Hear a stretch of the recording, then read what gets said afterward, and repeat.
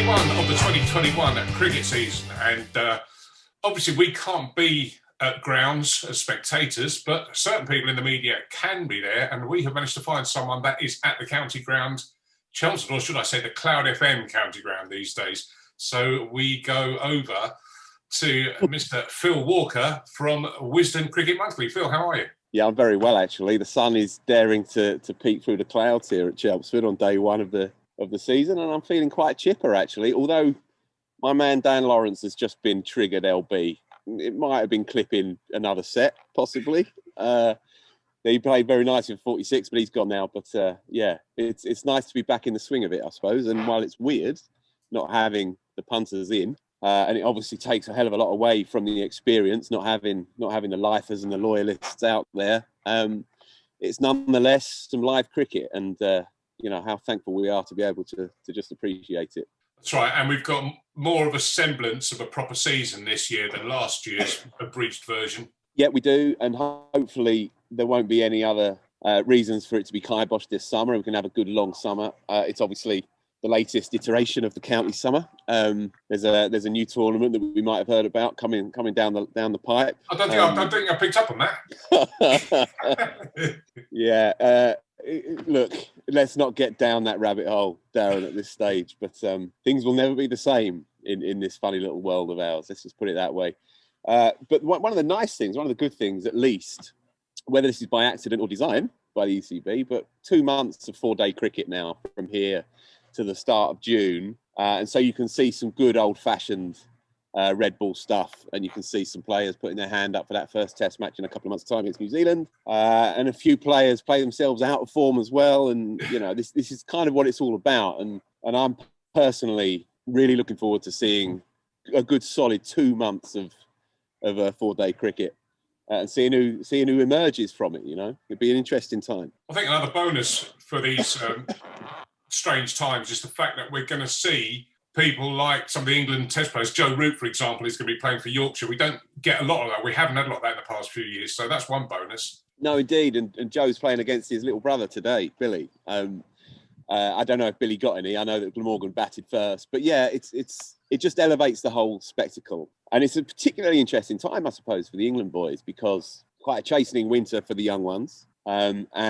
no one of that new breed, Pope, Crawley, Lawrence, et al., have absolutely nailed down their test spot. So it's all to play for, really. And as I say, it's good that we now have this proper, solid batch of cricket, uninterrupted by the white ball stuff, and we can see who's going to emerge. It's all to play for with this England Test team at the minute, and it'll be fascinating to see how they go. I don't think the England boys have had a great start, by the way. I saw that Pope, Crawley, Burns, none of them really got going this morning. But yeah, it's the start of a long couple of months in red ball land, and it'll be fascinating to see who emerges from it. Now, you run, on behalf of Wisden, a podcast. Wisden Cricket Weekly is the podcast that comes out every Thursday-ish, if we can pull our fingers out and get round to it. But it's kind of on the back of Wisden Cricket Monthly, which is the magazine which I'm the editor-in-chief of. So that's a print and digital magazine that comes out every month. But yeah, the podcast's been running for 3 years now, 2.5, 3 years. We've just signed up Mark Butcher, actually, as a weekly guest for the whole summer. Oh, he used to play a bit. Yeah, he used to play once or twice. So that's a marquee signing, as they would say. Oh, hang on, not the pub singer. Yeah, that's the one. Yeah, yeah, that's the boy. He can hit a note, to be fair. Yeah, so we've got him on board from last week, actually. And yeah, it's a good show. It dares to be analytical, and there's a lot of shows out here at the minute, a lot of podcasts kicking around in cricket that are funky and humorous and do the business on that side of things, and all power to that. But when you carry the Wisden name, there's an element of strokey beard seriousness, I suppose. Yeah, this is it. And while I might undermine that gravitas to an extent, certainly our other boys know exactly what they're talking about, and it's great fun. It kind of keeps you attuned to the world game as well, because there's so much cricket that goes around, as you'll know yourself, that we can sometimes lose sight of what's taking place over the other side of the world, and there can be a sense of the circus being never ending and a bit incessant almost. But as it stands, doing the show on a weekly basis and having a laugh with the boys to do it as well. We don't take it too seriously. It keeps your hand in, and it keeps that love for the game bubbling away. All right, I'm going to ask you something serious then. Go on then. I reckon the talking point of this week, apart from the start of the English season, is in the second ODI in South Africa on Sunday. Yep. Fakhar Zaman being run out in a thrilling climax to the game, mainly due to the antics of Quinton de Kock behind the stumps. Do you think, as Mr. Wisden, that was sporting behaviour, or was that just part of the game? Was it very clever? Was it brilliant? Well, firstly, I'm one of many voices at Wisden, right? So whatever comes out of my mouth now is not gospel, all right? Your Honour. Personally, and maybe this is a legacy of having played in the Essex leagues like yourself for most of my life, I smiled, I nodded my head, I thought it was a canny bit of gamesmanship. If that was happening on a Saturday afternoon at my club, then I'd be applauding it from the sidelines. The notion of the spirit of cricket, in inverted commas, is a peculiar and spurious one that doesn't really stand the test of time or stand up to scrutiny. I didn't think there was anything particularly untoward. There are laws out there, rather pompous laws, put in place by the MCC to discourage and outlaw such behaviour. I personally found it quite amusing, and as I say, if my wicketkeeper had done it on a Saturday afternoon, I'd be applauding him and buying a beer afterwards. That's my position on it anyway. Also, what a knock! Just in the brackets, what a knock! Fakhar, 190 odd out of 310 all out. You don't often end up on the losing side when you hit 190. So yeah, superb knock. But yeah, I mean, I'm certainly not going to be queuing up to condemn Quinton for having one over him. I think that's a really good point, because, as you say, that's the difference between the dusty halls of Lords making the rules and what actually goes on in clubs up and down the country. And I think, as you say, an active club cricketer would have looked at that with a wry smile on his face. Yeah, exactly. Now, cricket is far from perfect, and there are certain standards that have to be rightly upheld, and yeah, what you see on your TV screens does filter down. So I don't want to diminish the significance of what we see on the professional game and at international level. And we don't want, kids coming through to playing the game and playing it in the so-called wrong way. But a little bit of lived-in experience goes a long way in this game, I think. And real cricket people, they will know what took place there. And very few of them, I think, will be queuing up to condemn him. Now, you mentioned, we talk, this is the beauty of what you and I do. We can talk in highfalutin terms about international stages, and then we can come down to what goes on in the Essex League. Real stuff. Now, I gather you are a veteran of Gidea Park and... Gidea Park and Romford, yeah. So I joined them in 1993 as a 13-year-old kid, headhunted, dare I say, by the legendary Steve Foster, my first coach and one of the all-time great men I've ever met. And I've been shackled to the place ever since. It was a significant part of my early cricketing experience.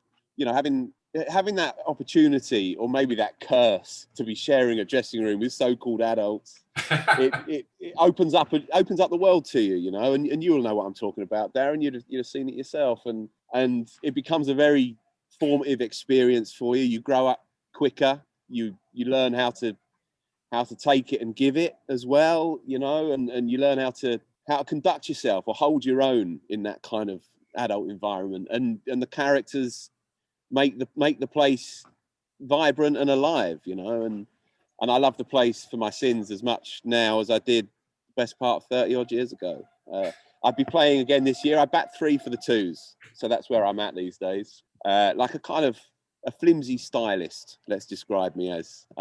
Beautiful through the covers on my day, but I can give anything away at any point. So if you ever do watch me bat, only ever anticipate me doing something stupid. I've never learned, despite professionally working in the game for the best part of 20 years, I still haven't actually learned how to adopt any of these ideas to my own performance. But I love it, and I'd be playing. Well, our first pre-season would be next week, and I would be playing, but I've actually got a busted wrist from a football injury. Oh. Vish, the cricket writer, did me. He nobbled me in a 7-a-side on Friday night in South London. He insisted he got all the ball. I don't know about that one. I think we'll let that slide. But anyway, I'm not going to be playing for a few weeks, but I'll still be around the club. It's undertaken some good times, some great times, and some tough times, which I think probably applies to most cricket clubs these days. But it survives on the will and the selflessness of the people there. And after a roughish few years off the pitch, it's now a really solid and coherent club again, and it's a pleasure to be there. It's a pleasure to be around the place even now, 30 odd years on. I played with some good players as well in my time. I mean, Stephen Peters came through there, and Barry Hyan, Russell Collard, of course, who was skipper for many, many years. Andy Churchill batted 3. I think he was like an England amateur player as well. Brilliant. Yeah, could have played any kind of level of cricket. And so, yeah, I've seen some characters, but I've seen some quality as well over the years. And yeah, I'm still hopelessly wedded to the place. Well, I hope to see you up at the Lords of Essex at Billericay over the summer. Naturally, always a good track, Billericay. I played at Billericay maybe 4 or 5 years ago in a twos game. I don't want to sound like a dick here, but I'd been to a party the night before on a boat in London, and I'd had literally no sleep, not even a sort of half-hour sleep. And I turned up at Billericay and I batted 3. I was into the second ball of the game. We batted first, obviously, lost the toss, batting first. I was into literally the second ball of the game. I made 47 of the best runs I've ever made in my life. Got to drinks after sort of 16 or 20 overs. And took my drink, settled in, and then left my first ball after drinks, middle stump out the ground. Not even an off stump out the ground, middle stump out the ground. Turned round and did what Kirtley did that time when he sort of just swiped the rest of the stumps with his bat. And I did that turnaround, took the other 2 stumps with me, flattened all 3, staggered off the pitch and fell asleep for the next 2 hours. So that was my last experience of Billericay. But yeah, nice track. But I'd suggest if anyone is going to go and play there, have a little bit more sleep than I did. But yeah, I love Essex cricket, Darren. I do. This is why I'm here today. I'm actually writing a book about Essex cricket, the phenomenon that is Essex cricket this summer. So I'm writing a book this summer. I'll be embedded with the team. Well, when the protocols are eased a little bit, so I'll be hopefully in the dressing room, observing how the thing works or doesn't work.